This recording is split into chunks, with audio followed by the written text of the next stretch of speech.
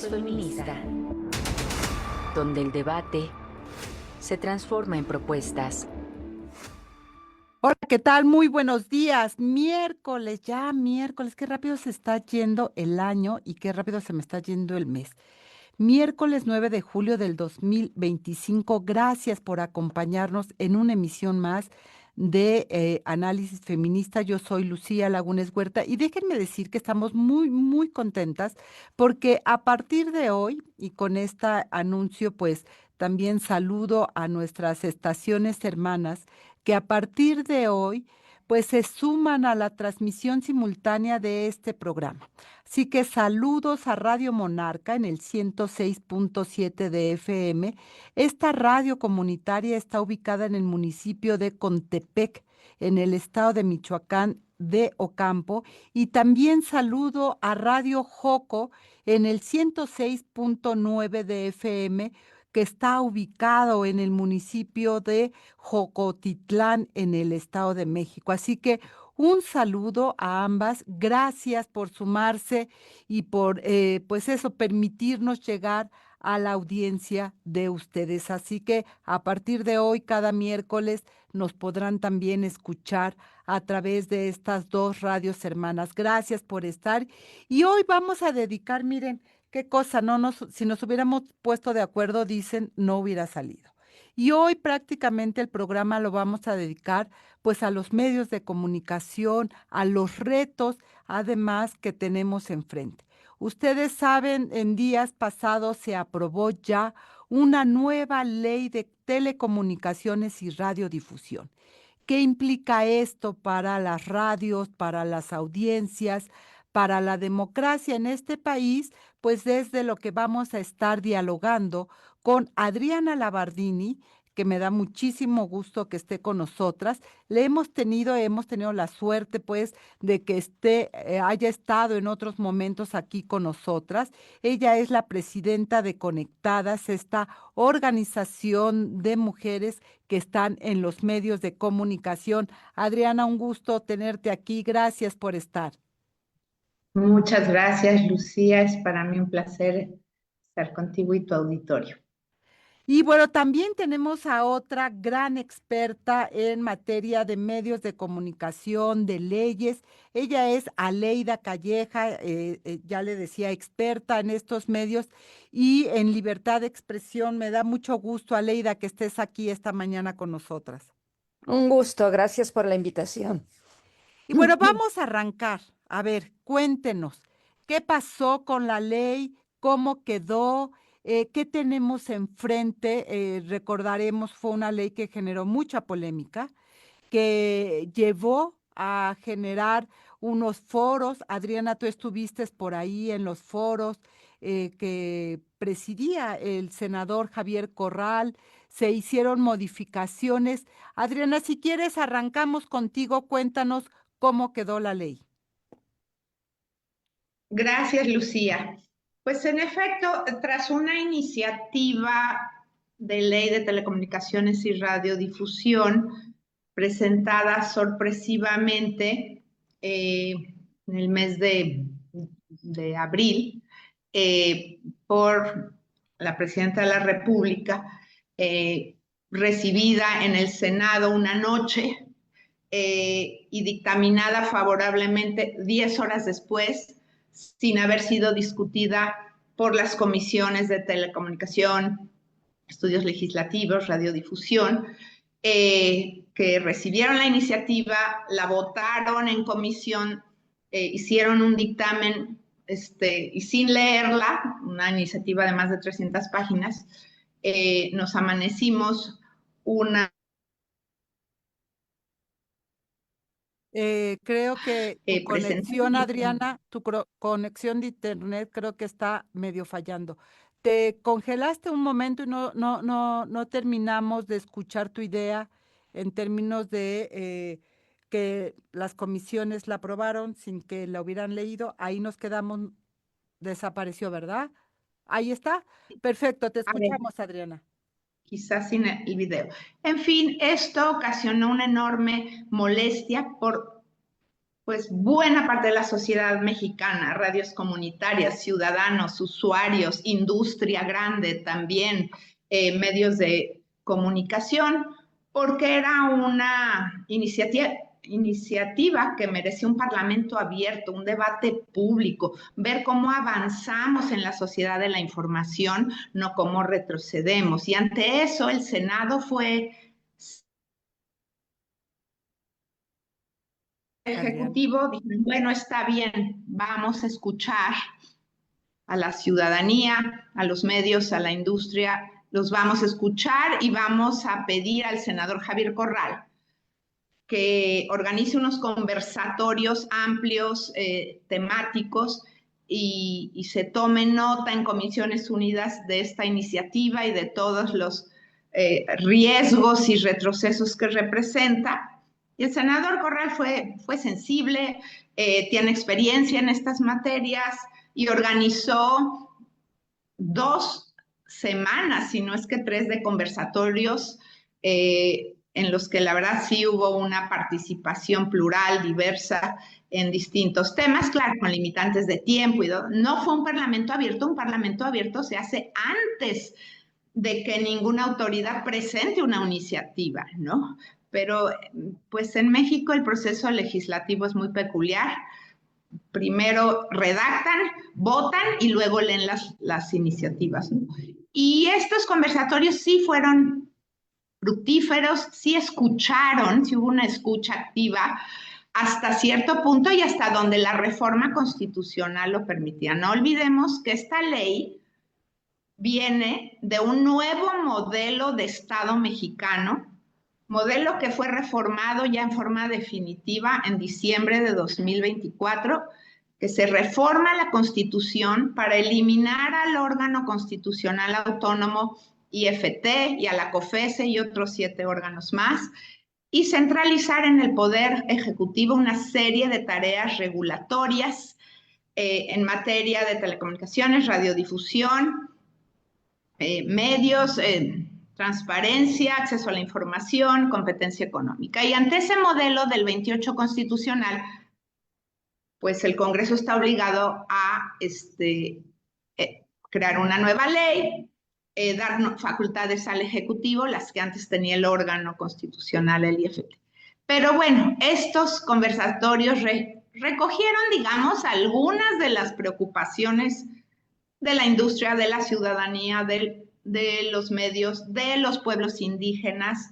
De lo que no escucharon mucho, he de decirlo, es la visión y la propuesta concreta de las mujeres. O sea, la perspectiva de género no está muy presente, salvo en algunos aspectos en esta iniciativa. Lo dejo ahí por ahora. Aleida Calleja, había una enorme preocupación, fue de los temas que se colocaron básicamente de manera más visible, todo el tema que tenía que ver con bajar la señal en ciertas ocasiones y la desaparición del Instituto Federal de Telecomunicaciones y la concentración en una sola persona. Eran como los 2, me parece, temas que estaban como preocupando a la ciudadanía, a personas expertas, a organizaciones de libertad de expresión. ¿Cómo dirías tú que termina después de este conversatorio, de esto que nos ha descrito Adriana, cómo termina la ley y qué es lo que finalmente se logra tener? Bueno, a mí antes me gustaría decir que para mí nunca fue una nueva ley, porque realmente tomaron la ley del 2014 y en lugar de poner IFT pusieron la Agencia de Innovación Digital, ¿no? Y luego empezaron a meterse, me parece que con una serie de plataformas que no venía al caso, como este asunto del remover algunos contenidos extranjeros, no algunos, los contenidos extranjeros, no solamente en radiodifusión, sino también en plataformas digitales. Entonces era un poco complicado porque en realidad la Ley Federal de Telecomunicaciones y Radiodifusión lo que regula son los servicios públicos de interés general que son la radiodifusión y las telecomunicaciones. Hablar de plataformas ya es meterte en otra discusión muy amplia que hay que hacerla en el país, sin ninguna duda, pero que bueno, finalmente, después de todo el proceso de lo que ya platicó Adriana, me parece que se quitaron los artículos más controvertidos. Finalmente, pues sí hicieron caso de que hubiera un organismo colegiado, porque es un poco complicado que pongas a un regulador haciendo también política pública, ¿no? Entonces la agencia era el regulador, pero también el de política pública, era todo. Y la verdad es una cosa que se antoja como imposible, digamos, en términos ya operativos, ¿no? Entonces me parece que en general pues se recupera esta colegiación, que para mí, no sé qué opines tú, Adriana, pero pues es un poco como la COFETEL que teníamos antes del IFT, ¿no? Incluso creo que un poco menos, porque si no mal recuerdo, el IFT era un descentralizado. En fin, no me recuerdo bien ahora, pero digamos, habrá que ver quiénes van a integrar esta comisión que es la que va a entregar las concesiones del espectro radioeléctrico, las cuestiones satelitales, etcétera. Digamos, va a tener más el ámbito de la regulación y la agencia, se supone, más el ámbito de la aplicación de la política pública. Entonces, digamos, mejoró muchísimo de cómo se presentó y se aprobó. La verdad es que, pues sí, por lo menos pudimos rescatar algunas cosas. Me llama la atención esto que está señalando Aleida, Adrián, es decir, recuperar la ley de 2014 es un retroceso de 10 años. No, Entonces, esa es la ley que ya se venía aplicando, pero realmente. a ver, si es la ley que se venía aplicando, ¿cuál era la necesidad de inventar algo para, digo, tú dices, es la ley que se venía aplicando, es la instancia antes del IFT, la que se crea en esta colegiada. Es decir, ¿dónde está el avance? Te preguntaría, Adriana, en ese sentido, y luego voy contigo, Aleida. El avance neto de esta nueva ley, como ya, bueno, nueva ley formalmente, ¿no? Es marginal, es mínimo. O sea, uno lo que quisiera es, ok, en 2014 se aprobó una ley, resultado de una enorme lucha social y que fructificó en esta reforma constitucional. Y bueno, ¿cuál es la ganancia de esa ley de 2014 en 2025? Han pasado 11 años. El Internet avanzó, la inteligencia artificial, o sea, el mundo ha cambiado terriblemente. Y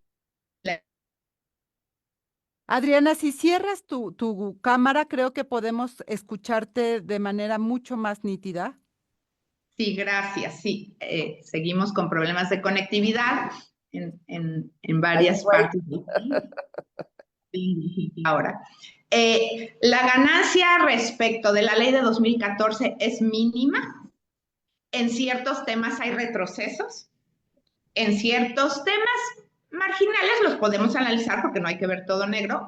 Hay ciertos avances, pero mínimos, no suficientes de cara a la tecnologización de la vida y la datificación de la economía y la sociedad que hay en 2025 y que necesitamos de aquí a 20 años. Bueno, ¿por qué se reformó? Bueno, porque el gobierno, ante la administración, el gobierno de la presidenta Sheinbaum, no creen en los órganos autónomos. Quieren que todas las funciones regulatorias y de transparencia y de competencia económica y de evaluación de la pobreza y de la regulación del sector energético, todo eso quede dentro del Poder Ejecutivo, lo cual es un modelo de 1970 a 90, ¿sí? Entonces, ¿por qué había que reformar la ley? Porque había que desaparecer el IFT y ahora darle a alguien las facultades. La realidad es que cuando Pepe Merino convence al Ejecutivo de la necesidad de una agencia de transformación digital para el gobierno digital, que con lo que yo coincido, nunca tomaron en consideración, bueno, y todo lo demás que hace el IFT, ¿quién lo va a hacer? El IFT no hacía gobierno digital, eso lo hacía una oficina de la Presidencia de la República. Y está muy bien que haya una agencia o bueno, ese término me choca, ni es de la tradición mexicana, pero que haya una Secretaría de Estado dedicada transversalmente al gobierno digital, me parece muy bien. Pero eso es una cosa y otra es administrar el espectro, otorgar concesiones de radio, de televisión, de telecomunicaciones, dictar normas técnicas, proteger los derechos de las audiencias y de los usuarios. Eso es amplísimo. Y no lo consideraron. Entonces, cuando crean la agencia digital, le dan unas facultades en la ley orgánica de la administración pública que solo se refieren a gobierno digital y trámites electrónicos del gobierno federal. Y entonces dicen, caramba, y todo lo demás que hacía el instituto, que requería de 1,200 personas, ¿quién lo va a hacer? Pues dénselo a la agencia. Y entonces nos encontramos con una agencia súper poderosa que no solo controla las bases de datos, regula el gobierno digital, los trámites, la simplificación administrativa, la identificación digital ciudadana, sino que le encargan todo lo del IFT. Una agencia que es de una sola persona, dirigida por una sola persona y que depende directamente de la Presidencia de la República. Entonces fue la primera aclamación popular, no hagan eso. ¿Cómo vamos a retroceder de un órgano autónomo de 7 comisionados, expertos técnicos con defectos y con posibilidades de mejorar el IFT? No digo que era perfecto, pero sí era un modelo avanzado que reconoció y premió la UIT en Ginebra, la OCDE, o sea, éramos un ejemplo mundial de una institución seria, técnica, independiente del gobierno y de las empresas dedicadas a esta industria. Y ahora todo pasa a la agencia. Entonces dijeron, bueno, el término medio, ni modo, la Constitución ya fue reformada y ya no podemos resucitar al IFT. ¿Qué hacemos? Bueno, pues para que sea un órgano colegiado hay una figurita ahí que se llama órgano desconcentrado. Es una unidad, fíjense, es una unidad administrativa sin personalidad jurídica, sin patrimonio propio, que depende de una Secretaría de Estado, en este caso de la Agencia de Transformación Digital, que a su vez depende de la Presidenta de la República. Pero digamos que le vamos a dar chance de que esa comisión... Permíteme, Adriana, tantito, porque vamos a tener que ir a un corte para seguir hablando de este tema y poder, pues eso, dilucidar en qué momento estamos, ¿no? ¿Cuáles esos retrocesos, cuáles son esas ganancias? Nos quedamos exactamente igual, pero con nueva forma. De eso es de lo que vamos a seguir hablando, así que déjenme ir a hacer este corte de estación y recordarle a nuestra audiencia que tenemos una vía de contacto 5535084761 y también nos puede hacer llegar sus comentarios a través de las distintas redes sociales de CIMAC Noticias usando estos 2 hashtags que hemos estado colocando, uno que es CIMAC Radio y el otro es Periodismo Feminista. Así que, por favor, háganos llegar sus comentarios, aquí los vamos a recibir con muchísimo gusto. Vamos a este corte de estación, volvemos. Fue aprobada la nueva ley en materia de telecomunicaciones y radiodifusión. La Cámara de Diputados aprobó el 2 de julio de 2025 una nueva ley en materia de telecomunicaciones y radiodifusión que sustituye a la Ley Federal de Telecomunicaciones y Radiodifusión vigente desde 2014, fecha en la que se publicó en el Diario Oficial de la Federación. Este ordenamiento redefine las telecomunicaciones como servicio público de interés general y derecho fundamental, buscando reorganizar la regulación del espectro radioeléctrico y garantizar el acceso universal a Internet. El dictamen enfatiza la protección de derechos de usuarios y audiencias e incluye disposición para ampliar la conectividad en zonas marginadas. Uno de los cambios más polémicos es el registro obligatorio de usuarios de telefonía móvil. Bajo la nueva ley, todas las líneas deberán asociarse a la Clave Única de Registro de Población, CURP, y a datos biométricos del usuario. Además, se obliga a las empresas de telecomunicaciones a colaborar con las autoridades en la geolocalización en tiempo real de los dispositivos móviles. Estas medidas generaron advertencias de la oposición sobre un posible estado policíaco. Legisladores del Partido Revolucionario Institucional advirtieron que la ley crea una base de datos biométrica nacional que permitirá rastrear personas sin orden judicial. Los críticos sostienen que perder el anonimato en las comunicaciones vulnera la privacidad y puede intimidar la libertad de expresión. La reforma también reestructura la supervisión del sector. Se creará la Agencia de Transformación Digital y Telecomunicaciones, ATDT, bajo la cual funcionará la nueva Comisión Reguladora de Telecomunicaciones, CRT. Este órgano reemplazará al antiguo Instituto Federal de Telecomunicaciones, IFT, y estará integrado por 5 comisionados designados por el Ejecutivo y ratificados por el Senado.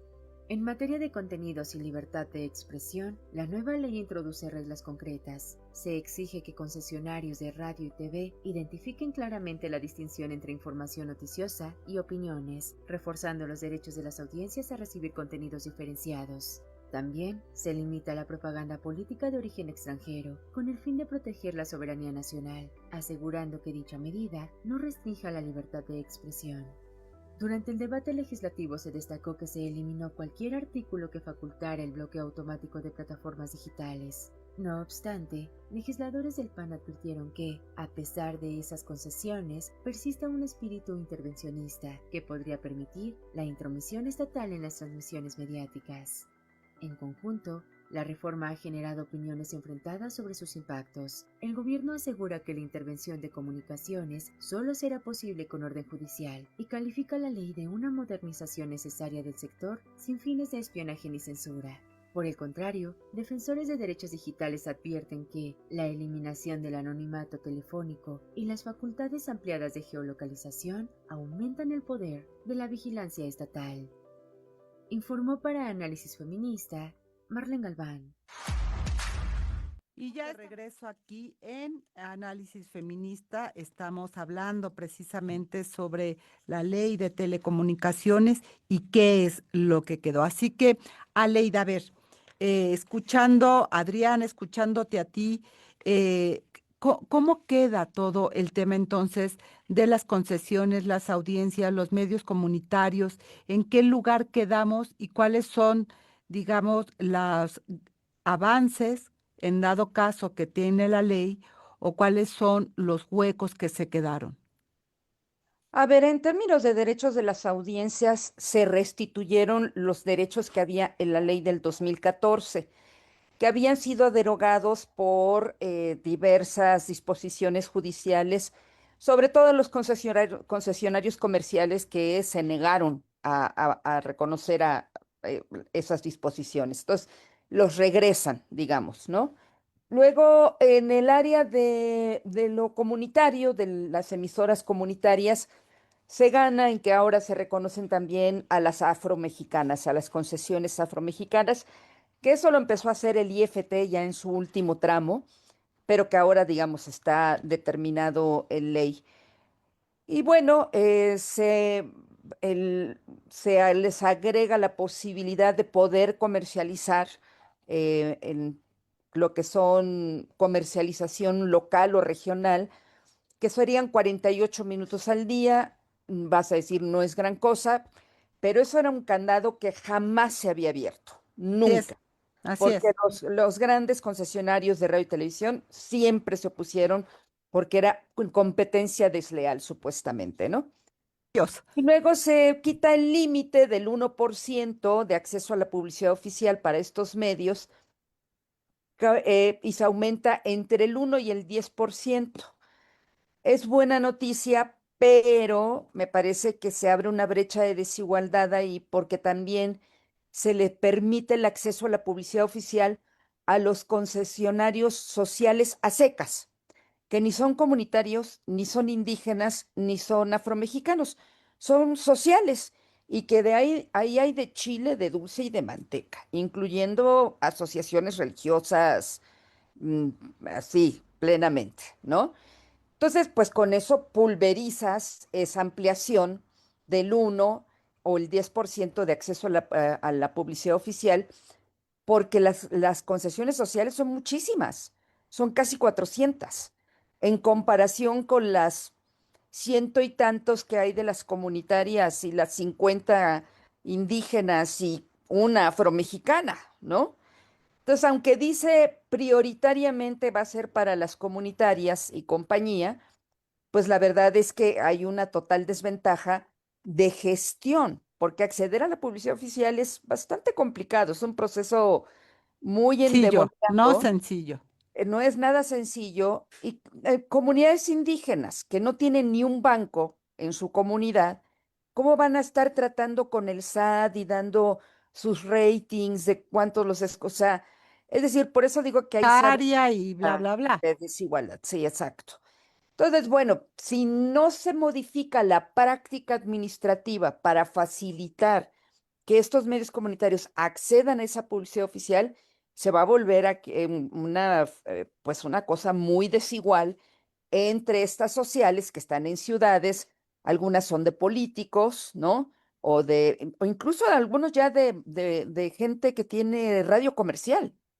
También tienen Otra usa social. puerta trasera. Pues, se abre una puerta trasera para que estos comerciales puedan acceder también a la publicidad oficial. Bueno, ni tan trasera, porque ya está la ley, ¿no? Claro. Entonces, digamos, hay otros avances que me parecen interesantes y que tiene que ver con, sobre todo, el tema de regresar los derechos de las audiencias, ¿no? Infantiles, sobre todo, porque me parece, y quedó corta, pero bueno, por lo menos ahí se sigue manteniendo. Pero digamos, en general, pues muchas de las disposiciones, pues son las de la ley del 2014, lo del registro telefónico, que además la Suprema Corte ya había declarado inconstitucional, ¿no? En fin, me parece que ahora Era la sí que se urgencia, recuperó Leida. lo que se pudo. Entiendo, pero ¿cuál era entonces la urgencia? Porque hubo un cambio constitucional. Claro, Es decir, desaparece el IFT, había que darle una... había que dar, Alguien tenía que hacerse cargo de lo que no, antes hacía el IFT y que ahora no había. bueno, y porque ya no puedes seguir manteniendo el IFT te cuesta, ¿no? Te costaba o te Pero cuesta. esta también te va a Entonces, costar. hay un tiempo para sacar la ley y hay un tiempo para que tú ya ese organismo lo cierres, y cerrarlo administrativamente es un asunto bastante complejo que lleva años. Y, Entonces, sí obviamente necesitaban actualizar el marco regulatorio porque las facultades ya no eran del IFT, sino ahora son de para, la agencia. ¿no?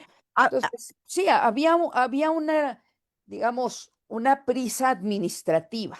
para poder resolver. A ver, Adriana, tú fuiste integrante del Instituto Federal de Telecomunicaciones. Fue, ¿qué tan caro era el IFTEL y qué tan barato, te lo pongo así, va a ser esta agencia? Bueno, esa es la pregunta de los 64,000 pesos para los que son setenteros. Mira, el IFT durante sus primeros, digamos, 6 o 7 años de existencia tuvo un presupuesto anual de 2,000 millones de pesos. ¿Sí? O sea, hay también un valor social que luego hablamos, pero si vamos a hablar de pesos, su presupuesto anual empezó como de 2,000 millones de pesos. Se le fue reduciendo ya desde la administración pasada como a 1,400 millones de pesos, o sea, que pues 600 millones menos, pues ya es bastantito. Su personal empezó en 600 empleados y llegó a tener 1,200 empleados. Al año veía decenas, si no es que centenas de miles de trámites, ¿no? Mm. Trámites más regulación, más procedimientos de solución de controversias entre concesionarios, desacuerdos de interconexión, todo lo de competencia económica. Recordemos que el IFT era también la autoridad de competencia económica en temas de prácticas monopólicas, de concentraciones o fusiones de empresas, de investigación de mercados. Todo eso va a pasar a la nueva, que también ya la destruyeron, pero crearon ahí sí un organismo descentralizado que va a estar bajo la Secretaría de Economía, la Comisión Antimonopolios. Y entonces esa ahora se va a hacer cargo también de los sectores telecomunicaciones y radiodifusión. Bueno, pues no me quiero desviar del tema. Llegó a tener entonces un presupuesto mucho menor. Este año le redujeron el presupuesto al IFT el 70%, o sea que ya mucho dinero no están gastando porque justo ya venía la reforma. Ahora, la Constitución dice, en una cosa de veras con una calidad legislativa vergonzosa, que la reforma constitucional de diciembre, que destruye al IFT, entraría en vigor 6 meses después de que entre en vigor esta ley. O sea, va a entrar en vigor primero la ley que la reforma constitucional. Es un absurdo, ¿no? Bueno, pero en fin, la prisa era porque dicen, ya queremos que muera, que acabe de morir el instituto, pero todavía tiene facultades. Porque hay 6 meses. Ahora, bueno, el instituto, si bien gastaba eso, producía 5 veces más esa cantidad.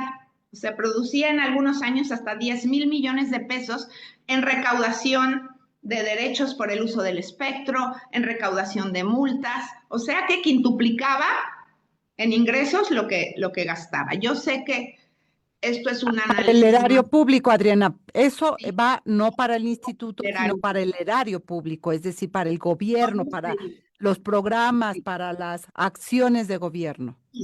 Sería de la federación. Lamentablemente, ni siquiera una porción pequeñita se iba, por ejemplo, como hubo hace 20 años, a un fondo de servicio universal. En todos los países de América Latina, excepto México y Uruguay, hay un fondo de servicio universal justo para subsidiar todas las zonas rurales en telecomunicaciones, internet, telefonía, que no son atractivas a los mercados. Que ese es un tema terrible que crea la brecha urbana rural. Aquí no lo hay, hubiera sido muy bueno, eso sí, pero no era culpa del IFT, tenía que haberse puesto en ley que un porcentaje de lo que recaudara, que además fue una propuesta reciente, por cierto, de los grupos indígenas.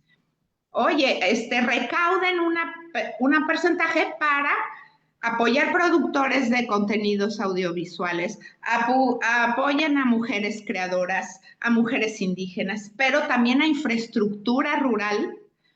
Ana, Pero este modelo no se... No, sí, eso fue ya hace mucho tiempo, pero es decir, independientemente de eso, más allá de que lo que pudiera costar el regulador, tenía la independencia, tenía, digamos, el diseño que fue producto de pensarlo después de mucho tiempo en el que el Ejecutivo hizo un mal uso de la administración del espectro radioeléctrico.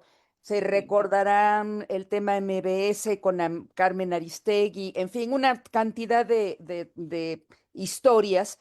Pero digamos, y el tema central es ahora, con esa gran cantidad de cosas que hay que hacer, la pregunta es, ¿cuál va a ser el perfil de las personas comisionadas?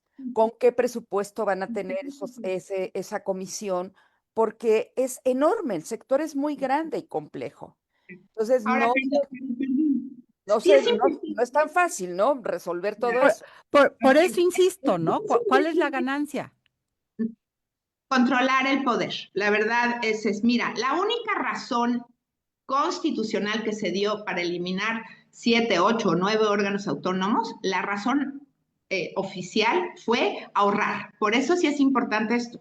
O sea, si tú vas a destruir 8 o las que sean instituciones para ahorrar dinero, más te vale que sea cierto. Bueno, aquí no va a haber esto, porque en primera hora ya se creó una agencia y ahí no les importó que la agencia sí duplica funciones con la nueva Secretaría de Anticorrupción y Buen Gobierno, que esa es la que tendría que encargarse del gobierno digital.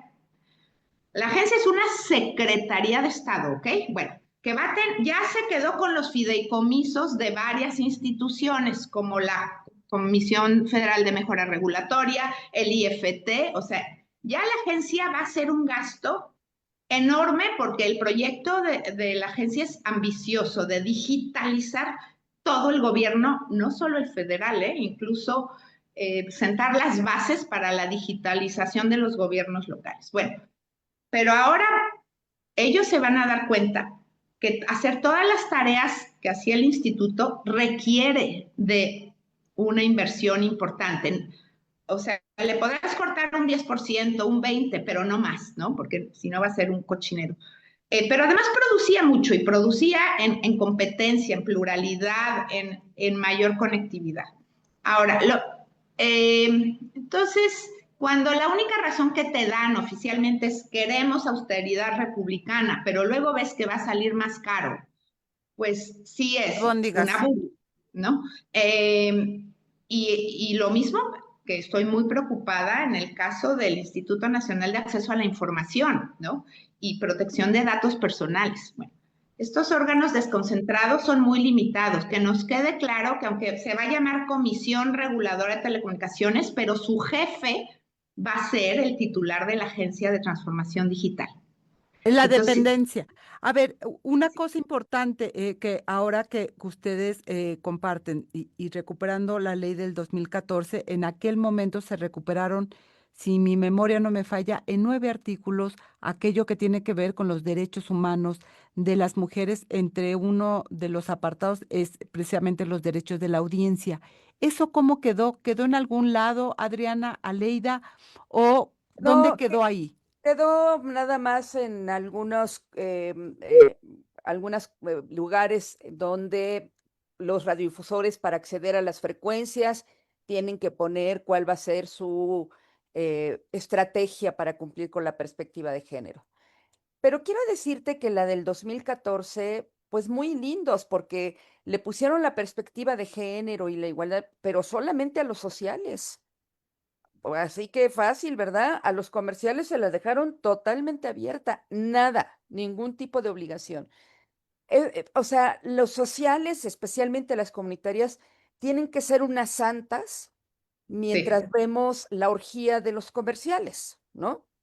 Entonces, yo digo, respetando y que qué bueno que se puso eso para las comunitarias, pero fue muy desigual porque solamente quedó para ellas y los comerciales, donde ahí verdaderamente hay un problema grande en términos del género, ahí no se les pone ningún tipo de regla. Entonces, yo te diría, aunque la 14 estaba bien que estuvieran las reglas, era muy desigual, porque nada más eran para unos, sobre todo los que ya tienen vocación social, y los otros que tienen cero vocación social, pues les dejas que hagan la bacanal que quieran. Eso no se So- vale, y ¿no? eso se mantiene. Eso se mantiene. No recuerdo, Adriana, creo que sí les piden ahora en los comerciales que digan cómo van a cumplir la perspectiva de género. Sí, ¿verdad? Está entre uno de los requisitos, ¿no? Mira, sí, pero aquí dos cosas. En efecto, pues agregaron como requisito cuando presentas una solicitud de concesión en general, de concesión de servicios, sea telecom o radiodifusión, que nada más describas, sin ninguna exigencia, que describas tu proyecto de concesión, cómo va a mejorar la igualdad de género. Entonces, pues ya sabemos Órale, que eso puede quedar en una retórica. Y también, totalmente. sí quisiera aquí hacer el anuncio. Conectadas hizo un trabajo, la verdad, muy impresionante, transversal, integral, tomó la iniciativa esta que tanto nos asustó a todos de abril de este año y dijo, toda la ley necesita una perspectiva de género en varios órdenes, no solo contenidos, no solo concesiones de radiodifusión, todo, los programas de conectividad social rural, perspectiva de género. La integración del órgano regulador, si va a ser colegiado, perspectiva de género, pues ahora son 5 comisionados, esperamos que sean 3 mujeres y 2 hombres, ¿verdad? Bueno, principios feministas también, no solo estructura, o sea, representación en mujeres. Una cosa que propusimos, la verdad, muy interesante. Oye, los defensores de las audiencias debería de ser un pequeñito órgano colegiado. O sea, imagínate que haya un defensor de la audiencia para todas las concesiones de la CIRT, que son 1000. Eso se quitó, Adriana. Eso se quitó. Entonces, ¿qué se quitó?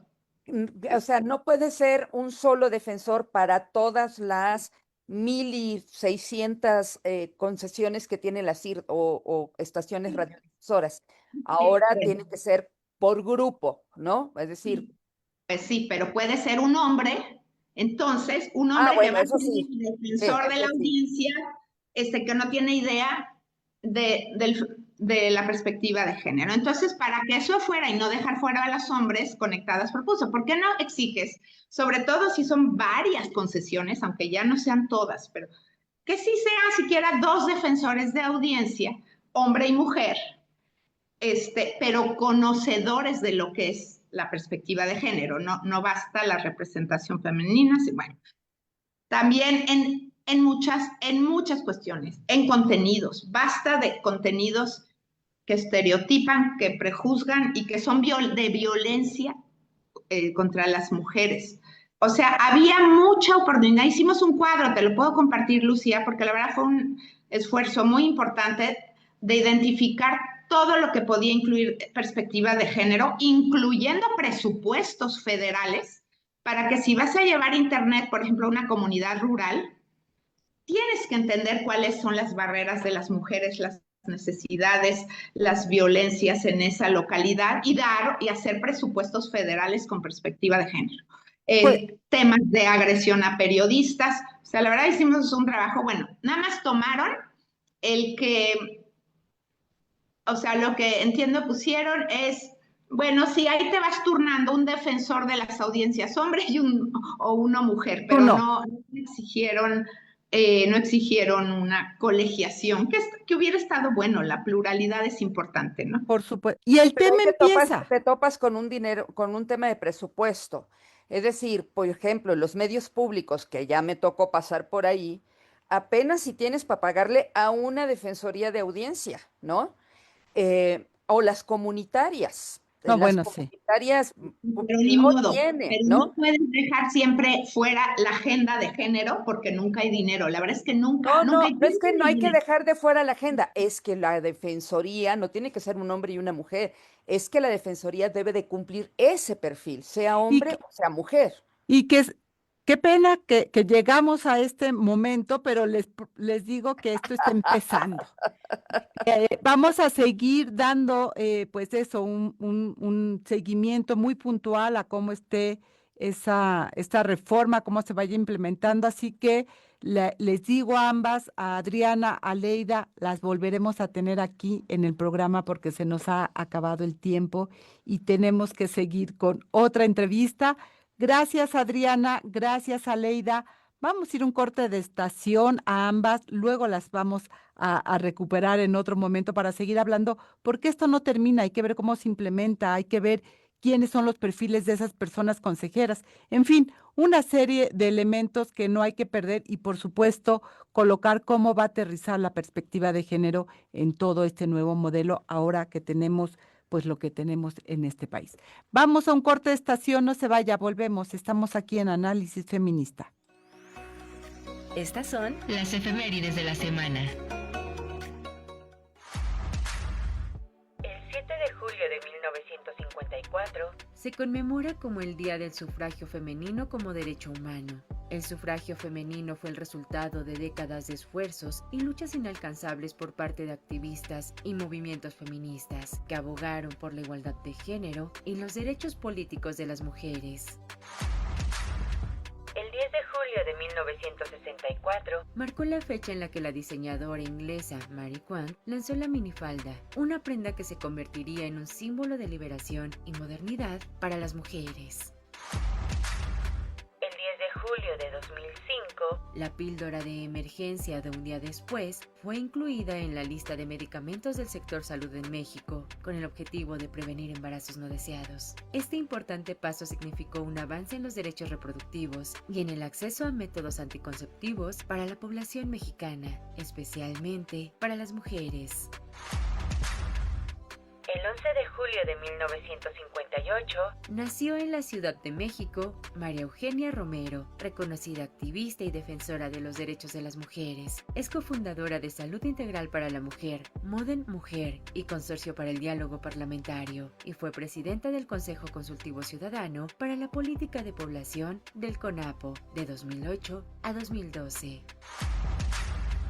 El 11 de julio de 1989 se decretó el Día Mundial de la Población por el Consejo de Administración del Programa de las Naciones Unidas para el Desarrollo. Tiene como objetivo aumentar la conciencia sobre las cuestiones relacionadas con la población, incluyendo su impacto en el desarrollo sostenible y el bienestar humano.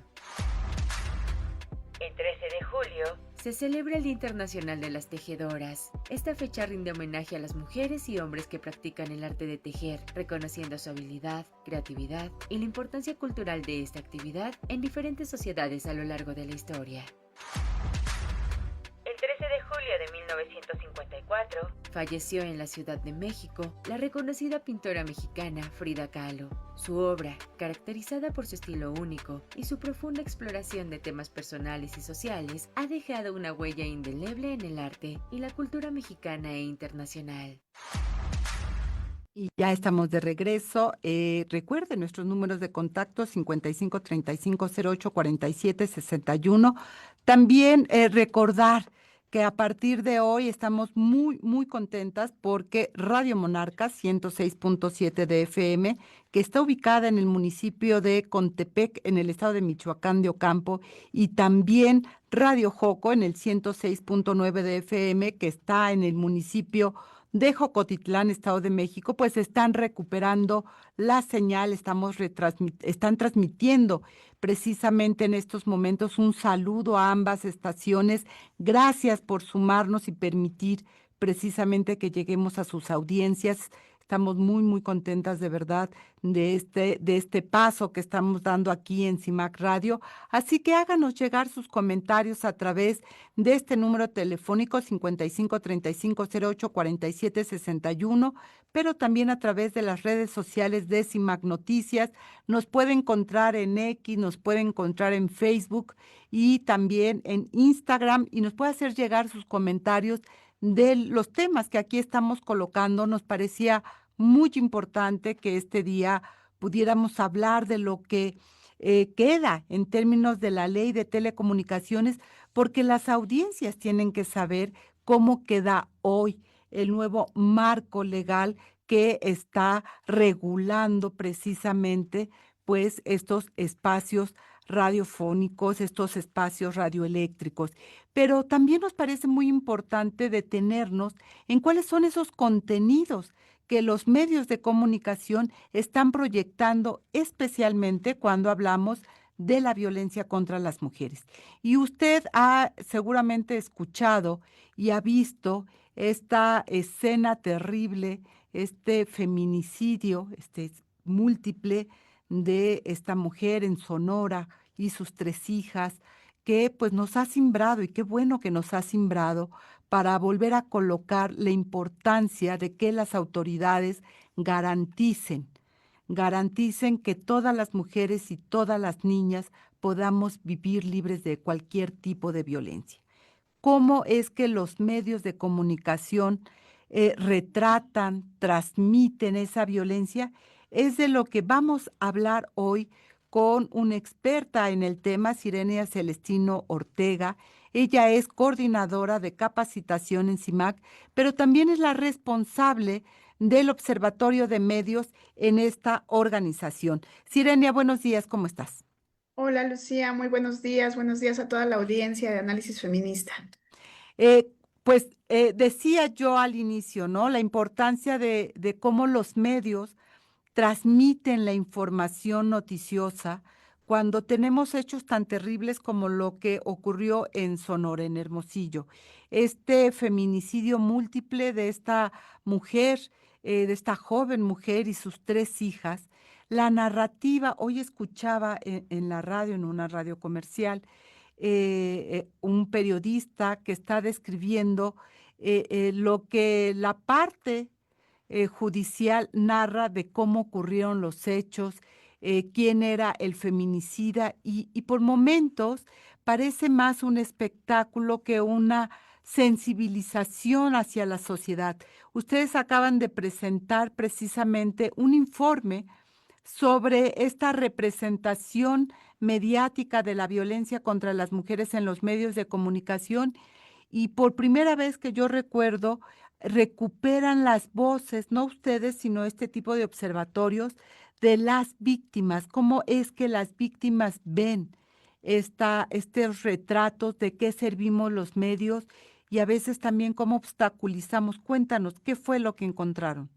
Bueno, gracias por la invitación y creo que es el caso que ahora tenemos en mente, el caso de Sonora, nos presenta lo que observamos en muchos otros casos de feminicidio, lamentablemente, donde podemos observar varios niveles de responsabilidad. Por un lado, una fiscalía que está revelando el supuesto motivo de un feminicidio, es decir, narraciones que justifican la violencia contra las mujeres, contra las niñas y que justifican a los agresores.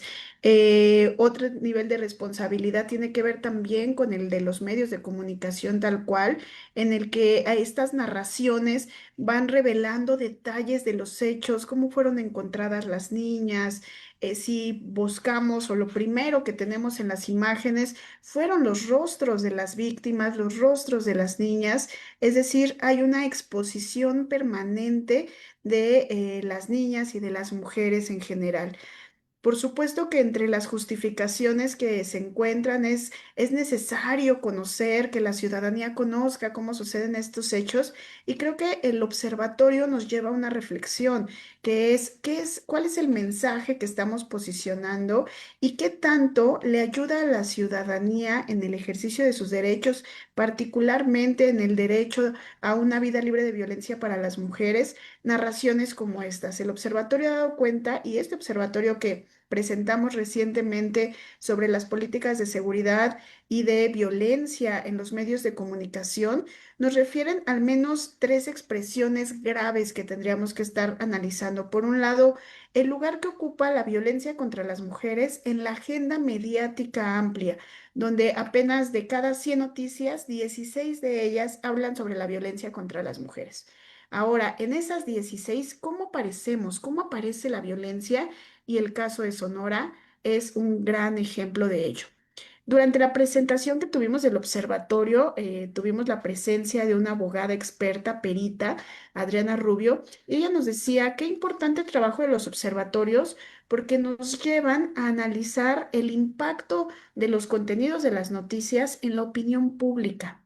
Cómo estas narraciones pueden impactar no solo en lo que la ciudadanía va a pensar y va a aprobar, sobre la violencia contra las mujeres y entonces se crea un ambiente de permisividad de la violencia, sino que también puede tener efectos incluso en las y los juzgadores. Es decir, cómo estas narraciones sexistas van a afectar la imparcialidad en los casos. Y creo que un tercer nivel es precisamente este que señalabas. Nos dimos a la tarea de presentar los hallazgos del observatorio con mujeres víctimas o madres, hermanas de víctimas de feminicidio y conversar con ella sobre el impacto que tienen estas narraciones sexistas en los medios, en los impactos psicosociales, en las familias, ¿verdad? En los derechos de las víctimas. Y muchas de estas víctimas nos decían, bueno, es que cuando yo me enteré del caso o las primeras noticias que veía del caso, pues eran un dolor inmenso para mi familia, ver los cuerpos expuestos, ver cómo se señalaba, se estigmatiza a mi hermana, a mi hija, y estas narraciones, por supuesto, que tienen no solo entonces el impacto en la familia, el impacto en los juzgadores, sino que nos llevan también a pensar cuál es nuestra responsabilidad ética como medios de comunicación, como periodistas.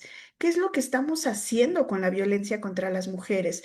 ¿Estamos dedicando un espacio y tiempo en los medios para justificar la violencia, estigmatizar a las víctimas, descontextualizar la violencia o podríamos tomar una decisión que no es una decisión sencilla, pero es una decisión responsable de posicionar mensajes que ayuden a las víctimas a acercarse a la justicia, acercarse a la verdad de los hechos, a hacer la exigencia a las autoridades sobre su responsabilidad, incluso en este tipo de justificaciones de la violencia. Sirenia, ligando este tema con lo que acabamos de hablar en términos de la regulación que hay en términos de los medios, los contenidos, etcétera, y lo que nos decían nuestras expertas, ¿cuál es el papel de la audiencia? Es decir, ¿qué poder tiene la audiencia para llamar a ese, o no tiene poder, tú me dirás, para llamar precisamente a esa cobertura ética de la violencia contra las mujeres? ¿Dónde queda aquí la audiencia? Gracias por la pregunta, Lucia, porque poco hablamos de las audiencias críticas y también es una responsabilidad de quienes nos dedicamos a esta agenda de los medios de comunicación a construir audiencias críticas que rechacen contenidos que van contra los derechos humanos de las mujeres, pero no solo audiencias críticas en general, sino audiencias críticas con perspectiva de género, es decir, que exijan a los medios de comunicación que transformen esas narrativas, que eliminen que erradiquen las representaciones violentas y estereotipadas sobre las mujeres. Y ahí, ¿qué podemos hacer? Recordemos que los ratings, los niveles de rating, se traducen también en financiamientos, en publicidad, se traducen en convenios, se traducen en diferentes niveles que van sustentando que esos programas o que esos contenidos o que esos noticiarios son exitosos y ayudan a posicionarlos. Entonces, hay una decisión que como audiencia podemos tomar, que es el no consumir esos productos o consumirlos de una manera crítica, por supuesto, y desde las personas, pues, sobre todo las personas adultas, que podemos ir teniendo un poco de regulación hacia lo que consumen las infancias, creo que también hay un poder ahí importante. Sin embargo, también tenemos, por ejemplo, la Ley General de Acceso de las Mujeres a una Vida Libre de Violencia, la Ley General de Víctimas, tienen llamados específicos a que los medios de comunicación deben respetar y promover los derechos humanos de las mujeres. Y al menos la Ley General de Acceso de las Mujeres a una Vida Libre de Violencia tiene un señalamiento muy específico para vigilar que los medios de comunicación no promuevan la violencia contra las mujeres y, en caso contrario, por supuesto, que promuevan el derecho a una vida libre de violencia. Entonces, si bien hay una responsabilidad en la conformación de audiencias críticas con perspectiva de género, hay una responsabilidad mayor como medios de comunicación que está sustentada en la ley. ¿Y quién tiene que vigilar esos contenidos? La Secretaría de Gobernación. De acuerdo con la ley, es la Secretaría de Gobernación a la que le corresponde vigilar que los medios no hagan apología de la violencia. Bueno, hasta Entonces, firmaron un convenio, perdón que te interrumpa sí, sí, porque ya sí. estamos a punto de cerrar, firmaron un convenio con el CIRT, ¿no? Con el sindicato para que cuando estaba la CONAVIN en gobernación para que no hicieran apología de la violencia y pues el convenio está firmado pero nunca se llevó a la práctica, por ejemplo, a propósito ahorita de lo que estábamos pensando y dialogando. Pero antes de que nos vayamos, Irenia, yo te pediría... eh, ¿cómo sí sería una representación ética de la violencia contra las mujeres, pensando en el caso de Sonora? Bueno, en el observatorio que presentamos tenemos ahí una guía ética que es hacia la cobertura de la violencia contra las mujeres, desde las voces de las víctimas y también de la experiencia de las periodistas. Creo que un punto clave tiene que ver con nada justifica la violencia contra las mujeres, nada, ninguna narración, ninguna imagen, cuidar la identidad de las víctimas siempre. Y creo que un punto clave tiene que ver con la importancia de capacitarnos. Como periodistas también tenemos una responsabilidad en formarnos, profesionalizarnos para conocer el marco legal, para conocer los diferentes tipos de violencia, pero también, insisto, hay una responsabilidad ética donde nosotras tomamos una decisión para saber de qué lado queremos estar, del lado que replica la violencia o del lado que da una cobertura que nos ayuda a promover el derecho de las mujeres a una vida libre de violencia. En 30 segundos, mi querida Sirenia, dinos dónde podemos consultar este observatorio. Claro que sí, está para libre descarga en cimac.org.mx y también lo pueden encontrar en nuestras redes sociales, @prensacimac, en X, en Instagram, en Facebook y por supuesto en nuestro canal de WhatsApp. Muchas gracias por estar aquí esta mañana aquí en Análisis Feminista, pues ahí tiene la información. Es muy importante que nos vayamos haciendo cargo precisamente como audiencias de que no solo recibimos, sino tenemos derechos y esos derechos hay que ejercerlos como audiencias desde una mirada crítica y respetando los derechos humanos de las mujeres. Gracias, Irenia Celestino, por estar esta mañana y gracias a nuestra audiencia por acompañarnos, a las radios por sumarse, por estar aquí, por permitirnos llegar a sus audiencias.